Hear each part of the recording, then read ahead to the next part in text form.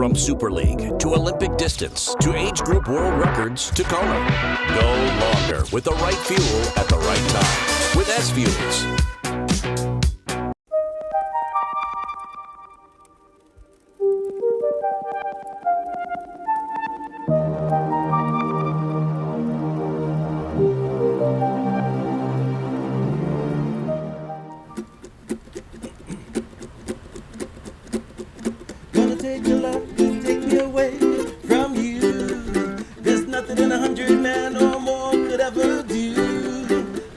The rains down in Africa. Gonna take some time to do the things we never had.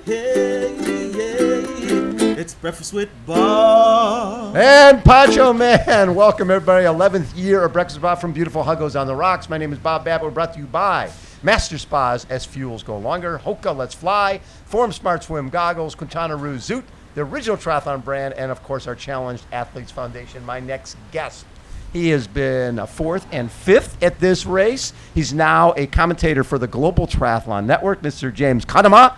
I remember I struggled with your name for years. I've got it now. Yeah, you do. Now that you're retired, I figured it out. Yeah, eventually. Better late than never, Bob. Yeah. I'm not really sure why you've got me here, though, Bob, because no one really wants to hear about a retired old pro. I'm not racing anymore. What? Yeah. You're not racing? No, I'm not There's racing. Day of race registration. But I think what people do want to know about is Bob Babbitt. Does everyone know who Bob Babbitt is? I think we should flip the script and get me interviewing you, Bob. So let's bring Poncho Man back in and start again. Welcome to Breakfast with Bob. No? That definitely wasn't Poncho Man. Okay, Bob, let's talk about you and what are you doing here? It's been 11 years of Breakfast with Bob here? It's been 11 years. So we've been in beautiful Huggos on the Rocks for 11 glorious years and get to interview some of the greatest athletes on the planet, including you back in the day. Back in the day when I was. And what I love about our pros, and you know this more than anybody, none of you guys grew up saying, I'm going to be a professional triathlete. No. So, you've got everybody from a Sky Munch who was had her CPA and was going to be an accountant. The next thing you know, she's a professional triathlete. Or Jan Frodeno, I think his mom got him into swimming because she was worried he would die in the surf down in South Africa. True, and next thing you know, he's winning a gold medal and winning the Ironman. So I think the backstories of what makes you guys tick connects with the age groupers, because you guys were all age groupers at one point. We were, exactly. And I want to get back to your story, how you got into triathlon, because 42 years ago, was it? You were 1980. Here? Yeah, 1980. That was the third ever Ironman World Champs, or it wasn't Ironman World Champs, it was the Ironman. And the year before, they only had 15 competitors. 78, they had 15 starters, 12 finishers, 79. And John Collins was going to make it a relay, and then there was a Sports Illustrated article about it, and suddenly he got so much interest. Is that what got you involved? How did you know about it, and what brought you to this island to do this crazy event? Well, in 79, I was living in San Diego, and my roommate was a guy some of your viewers might know, Ned Overend, who went on to become world mountain bike champion, but mountain bikes hadn't been invented yet.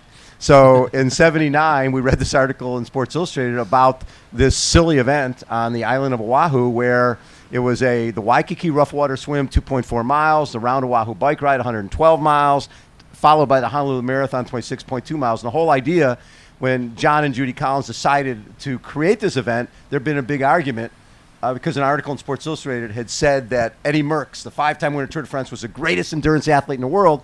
And these guys, after doing this perimeter relay around Oahu, were like, well, wait a second. Why is he the best endurance athlete? Why isn't it a swimmer? Why isn't it the runner? He got up in front of the group, and John goes, we're going to find out once and for all who the best endurance athlete is. We'll do the Waikiki Rough Water Swim. We'll do the Round Oahu Bike Ride. We'll do the Honolulu Marathon. And the person across the line we'll call the Ironman. And then he immediately forgot about it. And then he was in the Navy, and a number of the people who worked for him kept saying, sir, when do you do that iron thing, sir? So in February of 1978, 15 starters, 12 finishers. Yeah. A guy named Gordon Haller won the event, and a guy named John Dunbar was leading the event until he got to about 18 or 19 miles of the run. And he ran his crew. You had a crew, no roads were blocked off. His crew ran out of water, and they were like, "Well, beer is sort of like water, except it doesn't really affect you the same way." So he had drank beer, and next thing you know, Gordon's passing him as Dunbar's weaving across the road, And John and Gordon Heller ended up winning the first ever Ironman World Championship. And the following year, Tom Warren from San Diego, a bar owner, he won the event in 1979. And Ned and I had done an event that Tom Warren put on called the Tug Swim Run Swim. And at that point, we're like, well, let's track this guy down. It's not like you can go online and find out about this crap. Back then, you had to sort of find the person, and we found him, and he told us what it took. So we went to a police auction, bought bicycles, because we figured we might need those. Mine was all burnt, cost $75. Oh. The whole back end was charred. So I had foam grips, had the fuzzy raccoon seat cover on there, had pannier, sleeping bag, and tent. Because I thought you swam 2.4, rode 56, camped out, and rode back the next day and ran the marathon. No idea. It was a one-day event. It was pretty much of a surprise when we found out that it was a one-day event. So that's how you got into triathlon. And since then, has triathlon made you, or have you made triathlon? Because you seem to be this thread that goes through the whole of triathlon. Everywhere you look at the history of triathlon, there, Bob Babbitt pops up. You started Competitor Magazine, which became the biggest triathlon publication in the world, and you ran that for many, many years. And you were the guy telling the stories, as you are now with Breakfast with Bob, telling the stories behind the stories and behind the athletes. Was that the thing that drove you and kept you involved in it, or were you just an absolute triathlon fan? You know, I love when I came across the finish line in that 1980 race. One, I thought it was going to take me 2 days. Two, when they had scales along the course throughout that race, and you had to get off your bike and get weighed, and stop in the run, get weighed. Not a bad if you idea. lost 5% of your body weight, you got pulled out of the race. Well, we didn't know what to eat back then, so I had Hawaiian sweetbread and Gatorade. My crew gave me a Big Mac fries and a Coke at mile 25 at a bike, a root beer snow cone at mile 90. Came in at the end of the bike ride. I hear this music, and I'm like, what's going on? I come in, and my crew has a bamboo mat laid out with a boombox, and they're like, how about a massage? So I got a 45-minute massage between the bike and the run, also which is not a bad idea, right? So then we start the run, and I get weighed, and I'm eating Hawaiian sweetbread and Gatorade, and I get to about mile 5, and I get on the scale again, and I can hear the guy on the walkie-talkie. He's like, can you give me that again? The guy's gained 5 pounds. You can't gain weight doing this thing. So I waddled off through Waikiki, and then we got to about 18, 19 miles, and we're running up Diamond Head over on Oahu. And my crew is behind me in their little Fiat convertible with their lights on me, lighting up the road. There were no rules. You could do whatever the hell you wanted. And I'm thinking, there's going to be so much cool stuff at the finish line. I can't wait. We're going to drop down into Kapilani Park. There's going to be bands, and there's going to be cheerleaders. And we come rolling down into the park, and I see a light bulb, and I see a chalk line, and I hear a voice in the darkness like, hey, you. I'm like, yeah. You in the race? Yeah. You're done.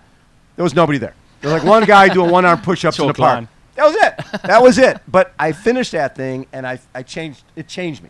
Yeah. I knew that if I could do that, I could do anything. And that led to going and working for a magazine called Running and Triathlon News. When that went out of business, we started Competitor Magazine in '87, and we were under 20,000 pounds of bike racks in a guy's garage. We didn't pay ourselves for a year and a half. We were paying $200 a month for space underneath those bike racks. And eventually we built that brand Competitor to Competitor Radio, 500,000 circulation at Competitor Magazine around the U.S., and eventually became the Competitor Group, and we owned all the rock and roll marathons and a series I started called Muddy Buddy. You literally did put triathlon on the world map, I think. We tried. We tried. Because there's something about this sport. People ask, what's different and what's the same? What's the same is you go to that finish line at midnight, and you see the tears and what it means to people. It's changing lives. That hasn't changed. Yeah, because I think everyone who's ever finished an Ironman can relate to that. I mean, I can. I remember my first Ironman. Yeah. And I remember my first Ironman that I won, and I did a speech it was Ironman Florida in 2010. I did a speech afterwards about it changing. It's something that changes people and makes them different, not only to others but to themselves. And that's just that. It was a quote that was written for the Comrades Marathon, and I grew up with it on my wall because I dreamt of doing the Comrades Marathon. But when I finished Ironman, I was like, that's what that quote is talking about. It's this feeling, and it's exactly what you just described. And I think everyone who's ever finished an Ironman can relate to that. It's absolutely incredible how it changes people's and changes lives. I always look at it as our sport is an equal opportunity abuser. It doesn't care if you're a top pro like you, or somebody missing a leg, or somebody in a wheelchair, or somebody. Yesterday we're interviewing Chris Nikic with Down syndrome, and later in the week we'll be interviewing a young man with autism. It's about getting from point A to point B.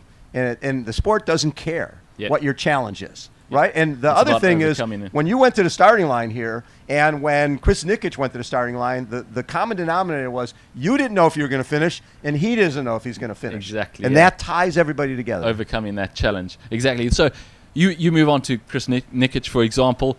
You don't only do this, you don't only do Breakfast with Bob and telling the stories of athletes. You also are very involved in something called the Challenge Athletes Foundation. Can you tell us a little bit about that? I'd love to. And actually, it all ties into Ironman. We had a friend of ours named Jim McLaren, who was he was a collegiate football player at Yale University, weighed 300 pounds, which is really big for your global audience.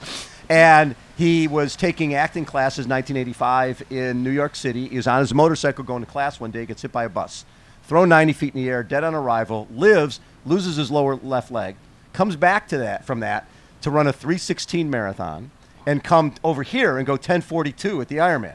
And that's where I met Jimmy. All right, because I had Competitor Magazine, did a big feature on him. He's traveling the world. He's sponsored by Budweiser and Profiled by Design, and everybody knows who he is. 8 years later, he gets hit again. He's racing in Orange County. A van goes through a closed intersection, hits the back of his bike, propels him headfirst into a pole. A guy's an amputee, becomes a quadriplegic. And at that point, myself and two close buddies, we knew the sport of triathlon. We're like, well, let's put on a little triathlon. We'll raise money to help Jimmy. Yeah. We want to get him independence because you lose that as a paralyzed athlete. I'd covered a lot of paralyzed athletes through Competitor Magazine. And the whole goal was, let's raise $25K. We'll buy Jimmy a van with hand controls, give him independence. Well, we raised 49. We thought our job is done and we can move on. Well, 3 amputee women had done the event as a relay and came up to us and said, it's great we did for Jimmy, but did you know when you get injured, your health insurance will cover a walking around leg or an everyday wheelchair. Nothing to do with sport is covered because insurance companies consider sport a quote-unquote luxury item. Yeah. Everybody knows sport's a huge part of who we are and what we do. So that's when we got our 501(c), decided to become official charity. Now it's been 29 years. We've raised $150 million. We've sent out over 40,000 grants to athletes in 73 countries, all 50 states, and more importantly, in 104 different sports. Absolutely. So everything from wheelchair rugby to wheelchair basketball to amputee soccer. It doesn't matter what your sport is. We're here to get you to equipment, training, travel, to stay in the game of life through sport. Absolutely incredible work, Bob. Definitely deserves and that comes from triathlon. Triathlon is a small sport with a huge heart. Yeah, definitely. You talk a lot about the history of sport and the history of the sport of triathlon. You're unofficially triathlon's historian. I think you can wax on for ages about everything that's happened in triathlon. I want to look the other direction now, because there's been some seismic shifts in the world of triathlon in the last few years, particularly professional triathlon with the advent of the PTO. You've been to some of the events. You were in Edmonton. I think you were recently in Dallas at the PTO Dallas Open. Where do you see the sport going from here? Strength to strength, growing more and more? I think the sport, especially on the professional side, if we didn't have the PTO that came into existence in 2019 to 2020, I think a good chunk of our pros would not still be in the sport. Right? What they have done with maternity leave, paternity leave, with after 2019 creating a ranking system going, whatever you were ranked, you're getting money in 2020 and in 2021, supplementing other events like LA Triathlon with prize money to keep pros out there. What they've done has been phenomenal. So between Super League and PTO and Ironman and 70.3 and WTS races, the sport and Challenge, which is now Clash. I just love the variety of events that are out there. But at the same time, while we have great things happening on the pro side, my concern is age group triathlons in the U.S. We have less races than we've had. We've lost a lot. Wildflower, Super Frog, we've lost a lot of classic events. And we need to do more to get people into the sport at the grassroots level. Absolutely, yeah. I mean, that is the heart and soul of triathlon, isn't it? As you've said, it's about changing people's lives from all walks of life and from all levels. It's not just about the pros, but hopefully there's a trickle-down effect and it grows the sport. When you get people watching big numbers on GTN, watching the pro triathletes from Dallas or from Edmonton, that creates buzz. And hopefully that leads to people coming in. Because my concern, as much as obviously I love the Ironman, but back in the day, you'd come in and do a sprint or a pool triathlon. And I'm a huge fan of pool triathlons because you do a 5K run, a 10-mile bike, and then a 150-yard swim in a pool, right? Yeah. And the biggest deterrent, any triathlete you talk to, a brand new person, what scares them the most? The swim. The swim, right? For sure. If you and I go for a bike ride and we get tired, we can stop and walk. Yep. If you and I go for a run and get tired, we stop and walk. We go for a swim out there and get tired, we die. That's a problem. That's a deterrent. It's a huge see deterrent. why too. So if somebody comes in and does that's run, because everybody's got a running background, grabs a bike out of the garage that has cobwebs on it, hasn't seen the light of day, you can do 10 miles, and then jumps into the pool and finishes, they have the same feeling that Of somebody who's done it. yeah. We were at this event in beautiful Hemet, California, right? This is sort of a place outside of LA. And I had McKeely Jones, Olympic silver medalist, Ironman world champion. She's one of the few people who will go with me to races every weekend. Because like in 2019, I raced 36 times, something like that. I love racing. It's the best thing in the world. So we're out there. There's a guy doing his first triathlon. Again, same distance as I just said. 5K run, 10-mile bike, 150-yard swimming pool. And this guy has his belly hanging out, his board shorts on, his bike with the high bars, the koozie for his beer right on there. And he's doing his first triathlon. He finishes a triathlon, and McKeely helped him set up his mat. He goes, "That's what a nice young girl helping me set up that little transition area." No idea. No idea. So anyways, the announcer after the race goes, "Hey, everybody, the Ironman is going to be on TV later today. You should tune on the NBC and watch it."